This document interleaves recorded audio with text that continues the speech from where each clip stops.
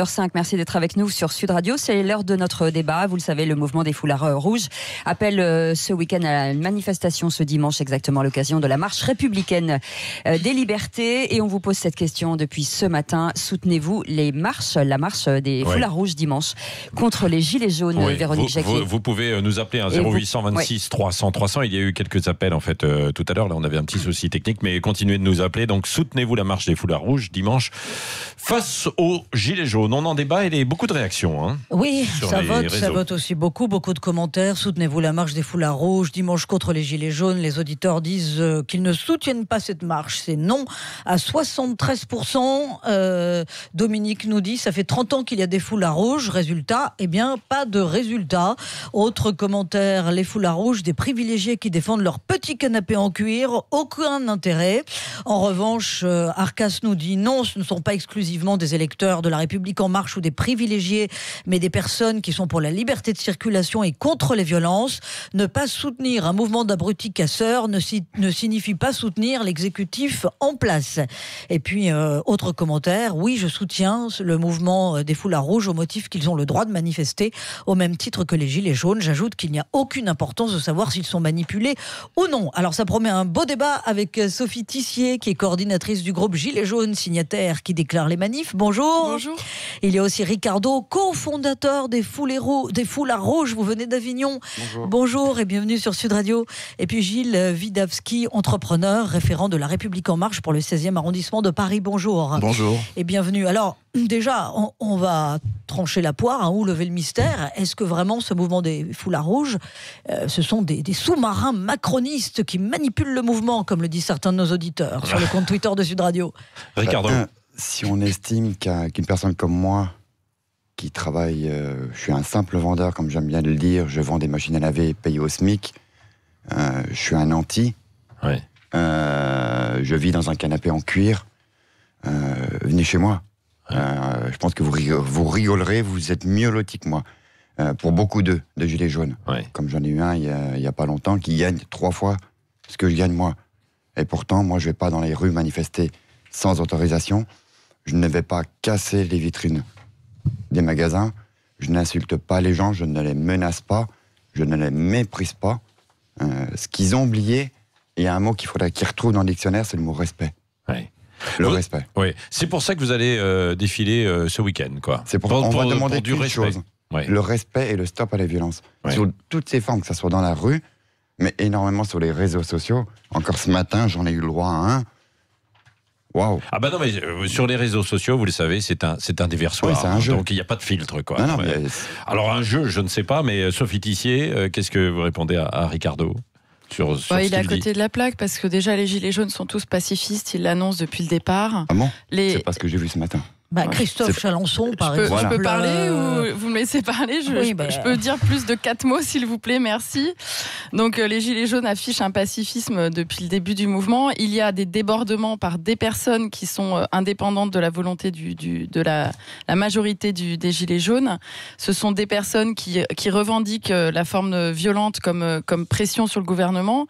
C'est ce qu'on appelle soit des casseurs, soit simplement des gens très révoltés. On les comprend parce que ce qui se passe aujourd'hui en France, le mépris est tel et le déni de démocratie est tel que les gens vivent dans des situations aussi très compliquées, et il y a beaucoup de gens qui basculent dans la violence parce qu'ils ne sont pas écoutés depuis des années, et voilà, et le trop-plein est tel qu'il déborde et que la violence les submerge. Voilà. Gilles Widawski, entrepreneur et référent de La République En Marche dans le 16e arrondissement de Paris, qu'est-ce que vous répondez à Sophie Tissier? Alors, d'abord, la première chose, c'est que la violence n'est jamais excusable. Jamais. Donc, quelles que soient les motivations d'un mouvement, d'une marche, d'un rassemblement, on ne peut pas aujourd'hui, et on ne peut jamais excuser la violence.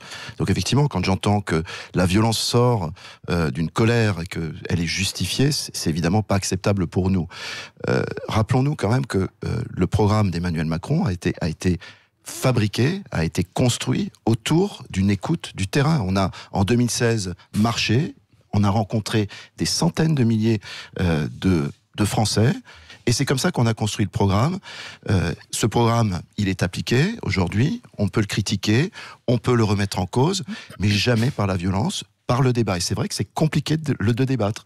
C'est quelque chose qui est en train aujourd'hui d'être remis au goût du jour. Peut-être qu'effectivement, notre démocratie a besoin de se réinventer, de réinventer une façon de communiquer, de débattre. Le débat, c'est bien, mais hier soir, on a vu le président de la République débattre pendant plus de 3h15 avec des citoyens. Il y avait notamment des gilets jaunes, mais on avait quand même l'impression qu'il essayait de convaincre. C'est lui qui menait la barque. C'était pas un débat, c'était Sophie une tribune pour le président. Voilà. Mais non, mais il fait sa com il fait sa pub comme d'habitude. Il est en campagne pour les européennes. Là, il est en train de payer avec les deniers publics sa campagne pour les européennes. Et c'est pas un débat, c'est sa tribune en fait. Donc c'est pas ça qu'on peut appeler un débat. Alors, il y a pas d'échange. Il monopolise 80% du temps de parole. Excusez-moi, c'est pas ce qu'on appelle un débat. Est-ce qu'on a envie d'un président qui est à l'écoute des Français, de députés et de ministres qui est à l'écoute des Français, qui se déplacent? C'est la première fois dans un quinquennat qu'un porte-parole du gouvernement rencontre tous les mois, lors des réunions du porte-parole, Benjamin Griveaux, s'est déplacé dans toutes les régions de France, est allé rencontrer des Français. Moi, j'ai participé à une de ces réunions dans le 93.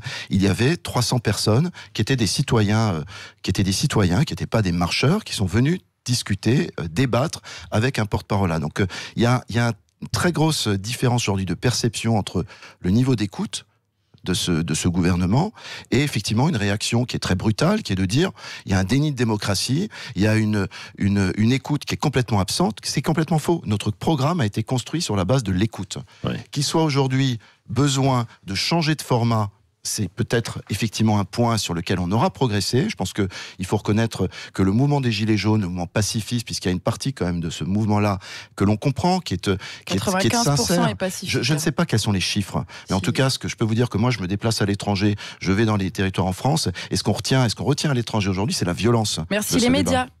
Merci BFM. On ne peut pas dire qu'il y a un déni de démocratie. Je suis désolée, les images de voitures brûlées en boucle, c'est bon. J'ai été interviewée sur CNews, je parlais, il y avait un gros plan avec des voitures brûlées pendant une demi-heure. Pas une seule image de la manif avec les gens qui défilent, pas une seule image des pancartes, des banderoles, rien, que des violences, que des violences. C'est ce que font BFM, c'est ce que font en boucle. Je suis désolée, mais il y a beaucoup trop de violences mis en avant. Ne parlez pas en même temps. Oui. Non, ce que je dis, c'est que les images des policiers qui sont agressés par des casseurs, mais aussi par des gilets jaunes. Il y a des casseurs qui portaient des gilets jaunes. On ne peut pas le nier, ça a été vu par il paraît qu'il y avait des policiers aussi qui ont porté des gilets jaunes. Il y a des journalistes, alors je ne dis pas ça parce que je suis en face du journalisme, mais il y a des journalistes de différents médias qui ont été attaqués. Il y a des quotidiens régionaux qui n'ont pas pu sortir leur journal parce que le mouvement des gilets jaunes leur empêchait d'exécuter leur travail d'information. On ne peut pas dire de côté. Non, pas quelques individus. Il y a quelques individus, et ce n'est pas une majorité, arrêtez de généraliser systématiquement. Il y a une minorité d'individus qui tombent dans la violence et je le condamne et nous le condamnons. Simplement, on peut expliquer ce qui se passe. Alors, Ricardo, vous mentez. Pourquoi mentir au micro? Pourquoi vous mentez au micro? Mais je ne mens pas, c'est la réalité. J'ai un truc sous les yeux. La grande majorité des Non, j'aime pas les menteurs. Sont pacifiques. Madame, j'aime pas les menteurs. Moi-même, je ne suis pas un menteur. Moi non plus, je n'aime pas le mensonge, monsieur. Donc quand vous dites que vous venez au micro et que vous dites que vous êtes contre les violences, moi, ce que je vois sous les yeux, c'est vous. C'est vous qui l'avez publié. Ce qui s'est passé à l'Arc de Triomphe. Sur un tweet, c'est ça, Ricardo? Sur un tweet, oui. Je sais pas, on vous entend pas là, parce que oui. Les intermittents et précaires n'appellent pas au calme. C'est vous, ça, madame. Pourquoi dire au micro, là, en direct, que vous êtes contre les violences? Ne pas appeler au calme, on peut oser publier ce qui s'est passé à l'Arc de Triomphe. Être calme. Pourquoi mentir? Pourquoi dire? Ne pas appeler au calme, c'est pas appeler à la violence, monsieur. On peut être agité sans être violent. Madame, c'est la violence. Vous comprenez la nuance ou pas? Non, je ne comprends pas quand on peut être déterminé, on peut faire de l'agitation. Oui. Il faut être agité, il faut être déterminé dans une manif. Donc, mais bien sûr, vous voyez bien. Gifler des citoyens, pour vous, c'est tolérable. Mais non, pas du tout. C'est pas ce que c'est. Nous menacer dans les ronds-points, vous êtes en train de faire. Vous êtes très confus dans votre analyse des mots.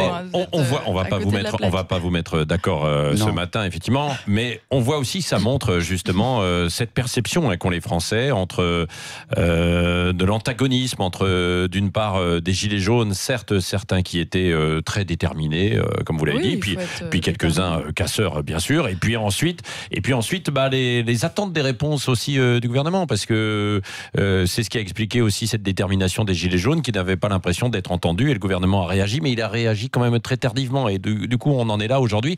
Et donc ce mouvement des foulards rouges, on va en parler dans un instant. Mais on poursuit, dans un instant, puisque vous nous appelez au 0826 300 300 si vous voulez intervenir et donner votre avis. Vous êtes plutôt gilet jaune ou plutôt foulard rouge? Ça vote beaucoup. 0826 300 300, 9h15, c'est Sud Radio. Restez avec nous, on revient tout de suite.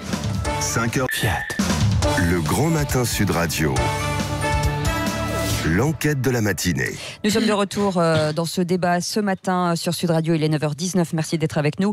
Soutenez-vous la marche des foulards rouges dimanche contre les gilets jaunes. Véronique Jacquier, vous pouvez nous appeler bien sûr au 0826 300 300 pour témoigner. Eh bien, soutenez-vous la marche des foulards rouges contre les gilets jaunes. C'est non à 72% pour les auditeurs de Sud Radio sur le compte Twitter de Sud Radio.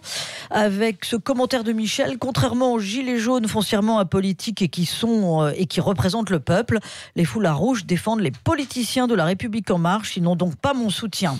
Étienne, lui, nous dit, c'est complètement faux. Les foulards rouges sont apolitiques. Ils ne défendent que la République et la fin du travail de sape de notre pays, organisé par une poignée de surexcités, les gilets jaunes.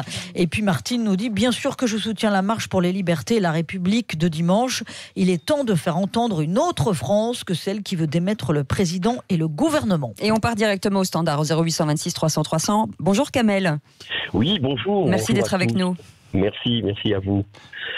Alors vous appelez à manifester demain, parce que vous êtes gilet jaune. Demain d'ailleurs il y aura une manifestation, ce que nous disait aussi tout à l'heure Sophie Tissier, sur les Champs-Élysées, c'est ça, c'est une grande première, Kamel ? Écoutez, sur les Champs-Élysées, tout le monde peut s'y rendre. Il y a effectivement l'Arc de Triomphe à visiter. Nous serons depuis 10 semaines, comme d'habitude, place de la République.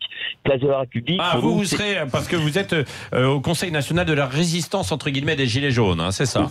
Oui, c'est pour ça que depuis tout à l'heure, depuis tout à l'heure, je vous entends, j'écoute les interventions. À la fois, je suis partagé entre ce sourire qui me vient à l'esprit et une partie de cette histoire que nous avons en commun entre ces gens qui, durant la ont pris durant la première heure la résistance, le maquis des ronds-points, etc. Vous voyez, je ne cesse de revenir là-dessus parce que ça a un sens, notre histoire. Elle a un sens, et au travers de cette histoire, c'est dans les pas de ces gens-là qu'il faut marcher, me semble-t-il, pour savoir où nous allons aller. Et aujourd'hui, lorsque j'entends ces divisions poindre, j'écoutais votre débat entre ce monsieur, j'ai pas retenu son nom, monsieur Ricardo et la dame des Gilets jaunes. Du coup, Sophie. Franchement, je suis dépité de voir un peu comment les choses se comportent. Finalement, monsieur Macron a réussi quelque chose, c'est d'amener cette division. Aujourd'hui, dans notre pays, nous n'avons pas besoin de division. Nous avons besoin de rassemblement, comme l'ont su faire nos aînés au sein du CNR. Et ça, c'est très important. Moi, je demande à ces personnes, toutes et tous, qui sont à l'écoute, de revoir et de revisiter notre histoire commune. C'est très important pour sortir de tout ça. Alors bien, le grand diviseur qu'est monsieur Macron, un type intelligent, qui a une dégaine et du verbe, sait le faire. Et c'est bien dommage parce que vous véhiculez aussi là quelque chose qui est contre-productif à l'intérêt national. Kamal, Gilles Widawski, qui est entrepreneur, qui est référent La République En Marche, justement, va vous répondre sur ce thème. C'est le grand diviseur. Ce qu'on observe depuis quand même quelques temps, c'est justement cette difficulté de débattre. C'est cette difficulté de faire rejoindre des opinions qui peuvent être complètement opposées, qui peuvent être complètement différentes. Et effectivement, on est en train d'observer quoi ? On est en train d'observer que ce mouvement des Gilets jaunes, et qui était un mouvement sincère à la base, qu'on a entendu, et c'est ça qui est paradoxal, que nous avions entendu en 2016, quand on est allé marcher, quand on est allé rencontrer les Français, que nous avons entendu quand nous avons fait la grande marche pour l'Europe.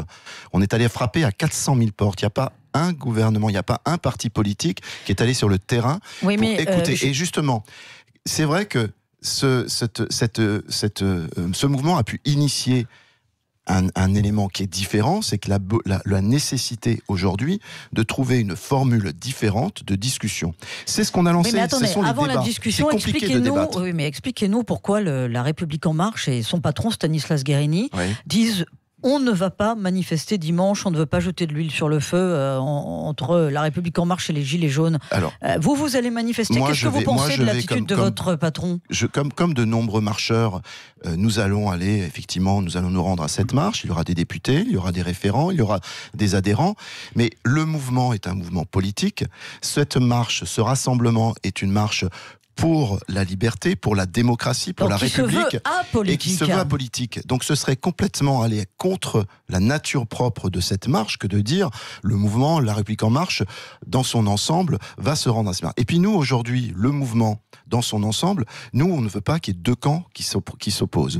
On a lancé une méthodologie, le président a lancé une méthodologie qui est celle du débat. C'est compliqué, c'est vrai que c'est difficile de voir un Ricardo en face d'un gilet jaune, mais il va falloir... en face de Sophie. Pardon. Ouais. Mais c'est compliqué, mais c'est comme ça que peut-être qu'on va pouvoir avancer. Alors Ricardo, expliquez-nous qui sont vraiment les foulards rouges. J'allais dire gilets rouges. Les foulards rouges, expliquez-nous justement. Et est-ce que vous assumez le côté apolitique ou non ? Alors déjà, je vais rectifier un truc, c'est que nous, on n'est pas anti-gilets jaunes. On n'est ni pour, ni contre. Mais vous êtes qui, les foulards rouges ? Parce qu'il y a plusieurs comptes Facebook, par exemple. Alors, c'est simple. On est qui ? On est tous les gens qui, au mois de décembre, avons dû se taire pour ne pas être frappés. Moi, je l'ai vécu. Donc, je suis mieux frappé placé. Par des gilets jaunes. Par un gilet jaune. Et vous taire pourquoi ? Comment ? Vous taire pourquoi ? Parce que je ne voulais pas signer la pétition. Ou quand on ne veut pas mettre le gilet jaune. Ça, à Paris, vous en rendez pas compte parce que vous êtes là. Attendez, nous on est allés. Alors, je parle des Parisiens. Parce que les Parisiens, eux, c'est le week-end qui sont. Vous venez d'Avignon. Moi, je viens d'Avignon. On a des témoignages, mais qui sont poignants. J'en ai pleuré une fois pour une mamie de 71 ans. Pourquoi ? Parce qu'elle ne mettait pas de gilet jaune. Parce qu'elle était contre les gilets jaunes, pas dans le sens des revendications. Dans le sens des violences. Sur la méthode. Quand on voit ce qui s'est passé à l'Arc de Triomphe, aucun des porte-parole gilets jaunes n'a condamné ça. Ils disent, on est contre la violence. Certains vous savez ce qui nous... Pas tous, c'est vrai. Mais pas tous, mais c'est le petit mot qui est rajouté tout le temps après. On est contre les violences, mais qu'est-ce qu'on peut dire à une personne âgée qui a perdu sa famille, qui entend le mais quand je vous écoute quand même, Ricardo, je me dis que politique. Finalement, vous n'êtes pas loin quand même d'enfiler un gilet jaune, quoi, non ? Tout dépend. Vous pourriez mettre dessous le gilet jaune et le foulard rouge par-dessus, non ? Mais nous, on a toujours été francs dès le départ, dès le 26, où John a poussé ce coup de gueule. C'est que on est tous des citoyens, on est tous des Français. On est dans un pays où on a la chance d'être libre, d'avoir des droits. Il faut arrêter de se plaindre tout le temps. Par contre, ceux qui viennent se violenter, ceux qui viennent au micro mentir, et qui, derrière les micros, font totalement autre chose, arrêtez de mentir. Et là, les gens, dimanche, ils en ont marre. Vous allez nous dire dans un instant, Sophie Tissier, si vous mentez véritablement. Et les auditeurs peuvent nous appeler 0826 300 300. N'hésitez pas, vous avez encore un quart d'heure. Et pour voter également, parce que vous êtes très très nombreux. Et je lisais les commentaires, il y a énormément de commentaires et d'échanges entre vous. Mais on a envie de vous entendre. 0826 300 300. Sud Radio, il est 9h26. 5h janvier. Le Grand Matin Sud Radio. L'enquête de la matinée. Il est 9h30, merci d'être avec nous. C'est le retour du débat aujourd'hui, pour l'heure, pardon. Et avec cette question, soutenez-vous la marche des foulards rouges dimanche contre les gilets jaunes, Véronique Jacquier? Eh bien, c'est toujours non pour les auditeurs de Sud Radio. Non à 73%. Pas de soutien pour la marche des foulards rouges. Mais on a beaucoup de votes et on a beaucoup de commentaires qui sont très tranchés parce qu'ils vont dans les deux sens. C'est-à-dire que là, on a des commentaires qui nous arrivent du côté des gilets jaunes et des commentaires qui nous arrivent du côté des soutiens des foulards rouges. Ah non, mais oui, sur Twitter, c'est vraiment un affrontement. Je vais vous donner deux commentaires. Tintin Walou qui nous dit: les foulards rouges, c'est un gadget de plus trouvé par le pouvoir. Je suis gilet jaune et j'aime autant le pays que ces gens-là. Leur mouvement fera plouf comme le grand débat national. Et puis Textorien nous écrit: aujourd'hui, la vraie résistance, c'est de savoir dire non à la pensée unique des gilets jaunes qui menace, violente et contraint les citoyens qui ne pensent pas comme eux. Oui, et il y a Sylvie qui dit stop à la casse et retour au calme. Est-ce que ce sera vraiment vraiment le calme? C'est l'une des questions. Et ce week-end, Sophie Tissier, vous pensez que ce sera calme? D'abord, votre manif demain, vous allez descendre les Champs-Élysées. Demain, c'est exceptionnel. On a pour la première fois, depuis 1934, il n'y a pas eu de manifestation autorisée, déclarée sur les Champs-Élysées. Au départ de l'Arc de Triomphe, on va descendre les Champs-Élysées jusqu'au rond-point des Champs. Ouais. On va ensuite prendre l'avenue Montaigne, traverser le pont de l'Alma. On va passer devant l'Assemblée nationale, ce qui est aussi exceptionnel. On a obtenu du préfet de pouvoir passer devant l'Assemblée. On s'engage à ne pas stopper le cortège. Ouais. On veut symboliquement passer là parce que c'est un lieu symbolique du pouvoir et du pouvoir tout simplement. Donc, qui autorise cette manifestation, visiblement. C'est important. Donc on est autorisé à passer devant et nous on va tout mettre en place pour que ça se passe bien, qu'il n'y ait pas d'infiltration de casseurs et d'éléments violents. Vous allez jusqu'où? Parce que vous traversez. On va marcher boulevard Saint-Germain, on va aller jusqu'au ministère des Finances où là on va faire une grande pause. Ouais. Voilà, on compte dénoncer l'oligarchie financière qui impose sa politique et on va finir à Bastille où on fera aussi des prises de parole et on va essayer de mettre en place en tous les cas un service de sérénité pour pacifier et appeler au calme tout le monde. Ça c'est demain et donc vous n'allez pas vous croiser avec les foulards rouges qui eux vont défiler dimanche, on l'a dit, entre nations. Mais demain, moi, je vais me balader sur Paris quand même. Ah, et demain, vous allez pas aller faire de la provoque sur la manif des Gilets jaunes. C'est les soldes. Ricardo, vous êtes Gilets jaunes. C'est les soldes, les commerçants ont. Vous êtes foulard rouge, pardon. Foulard rouge. Ouais. Je m'en mêle, moi. Après, peu importe la couleur, le foulard rouge, pour nous, c'est juste le. Voilà, c'était le truc de John au départ. Ouais. Moi, ce que je dis, c'est qu'on est tous, on a tous. Non, mais vous reprendrez. Quelle finalité après pour les foulards rouges? Parce qu'après cette mobilisation de dimanche, qu'est-ce que ça va devenir? Si on voit que les violences s'arrêtent, on n'a pas. Moi, demain, normalement, j'aurais dû être avec ma femme chez moi tranquille. Ouais. J'aurais pas dû être obligé de venir. S'il n'y a pas de violence demain, il y a des tas de gilets jaunes qui dénoncent les violences et moi j'en fais partie. Non, bien sûr que si on dénonce les violences. Le groupe La France en colère. En tous les cas, ce qui se passe aujourd'hui, c'est qu'il y a beaucoup de gens qui ne savent pas non plus la législation, qui ne connaissent pas les modalités. Et beaucoup de gilets jaunes ont cru qu'on pouvait se pointer dans Paris et faire des manifs comme ça, sans organiser les manifs et sans prévoir les choses. Non, donc mais au départ, ça a été même on comprend pas voulu de se dire on se mobilise ensemble d'une façon spontanée. Oui, parce qu'ils voulaient spontanément. À l'époque, on a entendu certains dire quand les sans-culottes ont pris la Bastille, ils n'ont pas demandé l'autorisation. Voilà, c'était ça qu'on entendait. Ça a duré 5 semaines. Donc en 5 semaines, on est capable d'apprendre. C'est un peu de la provoque, mais c'est aussi pour dire voilà, on veut pas se plier aux règles du gouvernement. On demande nous à contester librement, sans contrainte. Et c'est vrai que les forces de l'ordre qui étaient ostensiblement présentes partout, là où se situaient les cortèges, ça a fait une sorte de provocation et les gens y ont répondu et des gilets jaunes y ont répondu malheureusement. Et il y a eu aussi beaucoup de jeunes excités qui ont cherché un peu la confrontation. Mais c'est une petite minorité. Ouais. C'est ce qu'il faut dire, c'est que c'est toujours une minorité qui fait le bazar. Et moi là, ce que je comprends pas avec les foulards rouges, c'est l'essence de cette marche. Je comprends pas pourquoi est-ce qu'ils sont dans une opposition face tout un peuple qui dénonce les injustices sociales, les inégalités. Arrêtez de parler en mon nom, s'il vous plaît, madame. Ce que je ne comprends pas, c'est que tout un peuple, comme les Gilets jaunes à 80%, qui dénonce les inégalités. Je ne comprends pas que les foulards rouges viennent là pour dire oh non, nous on est contre le fait qu'ils fassent des manifs comme ça. Je ne comprends pas l'essence en fait de cette marche. Ricardo, qu'est-ce que vous répondez à Sophie? Pas justifié. J'adore cette demoiselle ou cette madame, je ne sais pas. Je vous aime. Une dame. Voilà, je vous aime, madame. Mademoiselle, c'est sexiste comme terme, monsieur. Comme je l'ai... désolé, je suis poli. Oui. Donc je demande si c'est madame ou mademoiselle. Excusez-moi. J'adore surtout de vous entendre depuis 10 minutes dire le contraire. Et c'est ça qui est, moi, personnellement, qui suis totalement outré quand quelqu'un me ment ouvertement. Et là, vous êtes en train de parler au micro, tranquillement. Vous êtes assise, vous allez sourire. Oui. Et derrière, vous appelez tous vos amis de la France en colère à venir nous rentrer dedans. Vous dites ouvertement. Où ça?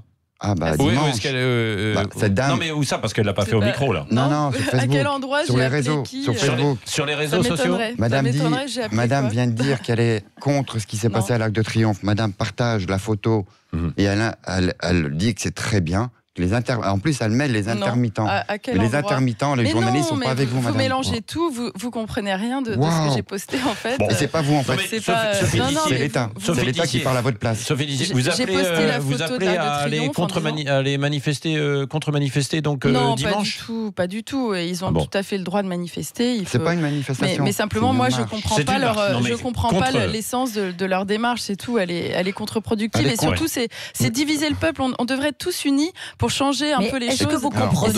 Est-ce que vous comprenez l'appel d'Éric Drouet à manifester le soir, ce qui est complètement interdit, et est-ce que vous cautionnez sa lettre de menace, par exemple ? Alors déjà, pour moi, ce n'est pas une lettre de menace. Non, c'est une mise en garde pour dire, voilà, Monsieur le Président, au sein du mouvement, voilà ce qui me remonte. Il y a des gens qui lui disent, nous on en a ras-le-bol, on en a vraiment marre, ils se foutent de nous, on veut plus. Lui, il transmet ce message-là, en fait, Éric. Et moi aussi, j'entends des gens autour de moi qui me disent vraiment, là, ils se foutent de notre gueule, on a envie d'y aller, on n'en peut plus, ils nous écoutent pas, ils débattent pas réellement. Donc oui, les gens, c'est comme ça. Moi, je peux pas parler à la place des gens. Il y a parmi les Gilets jaunes des gens vraiment qui en ont ras-le-bol et qui voient que les manifs ne sont pas assez entendues et qu'elles sont surtout discréditées. Et il y a une colère. Et je pense que cette colère est légitime. Vous cautionnez un côté insurrectionnel. Non, mais vous cautionnez un côté insurrectionnel. Non, ce que je ne cautionne pas, c'est d'appeler à faire des actions systématiquement clandestines parce que c'est envoyer les gens au casse-pipe. Ce que ne réalise pas Éric, en fait, et la France en colère, beaucoup de gens de la France en colère ne réalisent pas qu'en se mettant, Éric Drouet, en se mettant dans l'illégalité des manifs, ils appellent en fait la répression. Parce que le Castaner, lui, c'est du pain béni pour lui d'avoir des manifs clandestines non déclarées. Il va dire très bien, c'est interdit, c'est illégal, on les réprime. Et les flics sont obligés de répondre à ces ordres-là. Gilles Willavski, référent de La République En Marche. D'abord, la première chose, c'est que il y a un vocabulaire qu'il faut qu'on contrôle. Quand on parle de flics, c'est assez désobligeant pour des gens qui étaient là et qui sont là pour votre sécurité, pour la sécurité des manifestants. Il y a eu effectivement des manifestations qui étaient complètement spontanées, qui n'ont pas été déclarées. Il y a eu des milliers de personnes dans la rue et la police a fait un travail qui est remarquable. Et certains ont été frappés, certains ont été blessés. Et il faut reconnaître que il y a eu des blessés des deux côtés. Il faut reconnaître que ce mouvement-là et la démocratie, notre démocratie, a permis de faire en sorte que des mouvements qui n'étaient pas inscrits, qui n'étaient pas déclarés en préfecture, ont pu se passer dans des conditions relativement. Vous savez que cette notion de déclarer les manifs, c'est inhérent à la France. Il y a des tas de pays où on n'est pas obligé de déclarer les manifs. On peut manifester spontanément. Dans toutes les démocraties, c'est le cas. Maintenant, pourquoi est-ce que moi, personnellement, j'irai dimanche marcher ? Parce que j'ai rencontré, j'habite tout près d'ici, où des commerçants, des tabacs, des gens qui ont travaillé toute leur vie pour créer un petit commerce. Ces gens-là, aujourd'hui, n'ont pas pu travailler pendant quasiment 8 semaines. Certains sont en dépôt le week-end. Certains, oui, mais un week-end au mois de décembre, c'est les dommages collatéraux. C'est 60% de leur chiffre d'affaires. C'est français. On est désolé, mais il faut bien manifester, il faut bien défendre nos droits aussi.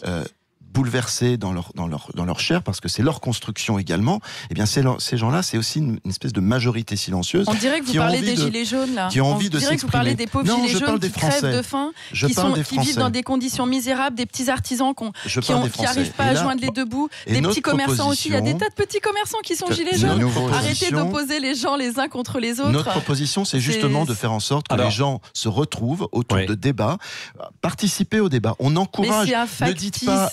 Un débat factice, il est biaisé, il n'y a pas de réel débat, on peut pas faire un débat où le gouvernement arbitre. Vous vous rendez compte, ils sont partie prenante. Attendez, ne parlez pas en même temps. Ça ne sert à rien. Gilles Willavski et Sophie Dissier. Un dernier mot avec vous, peut-être aussi Ricardo. Est-ce que ça ne risque pas de mettre de l'huile sur le feu de nouveau, de contre-manifester, entre guillemets, samedi, avec cette marche pacifique et républicaine, j'entends bien, donc des foulards rouges, Ricardo, non ? Je pense que je n'ai pas été encore assez clair. Ce n'est pas une marche. Parlez bien dans le micro d'ailleurs. Ce n'est pas une marche anti-Gilets jaunes. Ce n'est pas une marche pour le président. Moi-même, je n'ai pas voté pour M. Macron au premier tour. Je l'ai dit ouvertement, je n'ai pas honte. J'ai voté pour quelqu'un d'autre, qui était en plus, au départ, du mouvement du 17 novembre. J'ai fait un mince. En fait, j'aurais dû vraiment le soutenir. Ah bon ? Ah oui. Mais alors c'est qui ? Je ne dirais pas. Quelqu'un qui était je suis organisateur dans le moment du 17... je ne suis pas tout seul à parler. 17 novembre. Maintenant, j'ai compris leur vrai message. Je ne dirais pas qui. Bon, c'est pas Mélenchon. Je vous rassure, c'est pas ce personnage.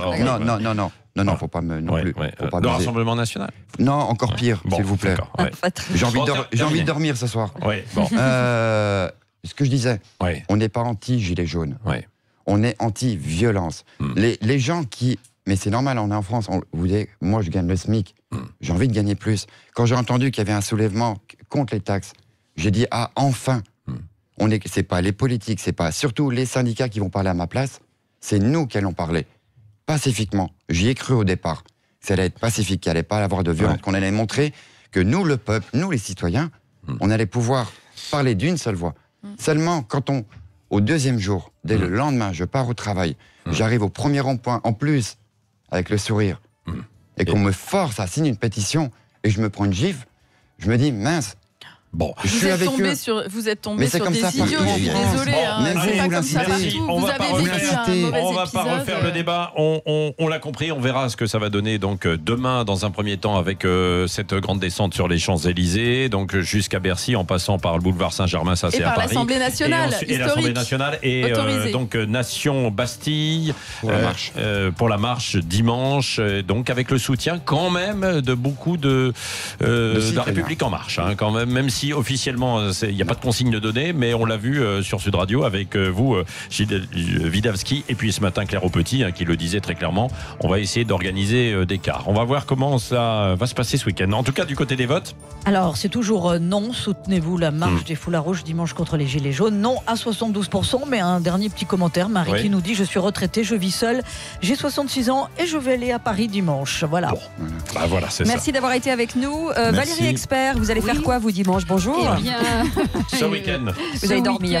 Je vais dormir. Voilà, absolument. Parfois, on a des soirées dans la semaine qui nous fatiguent. C'est ça. Je sais très bien de quoi vous voulez parler. C'est pas la peine d'insister. Les foulards rouges, nous allons évidemment en parler à 11h. On va évidemment revenir sur la liste Gilets jaunes des européennes. Beaucoup de polémiques autour de cette liste Gilets jaunes. Est-ce qu'elle ira jusqu'au bout? Est-ce que vous voterez pour cette liste? Et puis, pardon? On l'espère. Oui, je suis d'accord. Et vous, Sophie Tissier, cette liste?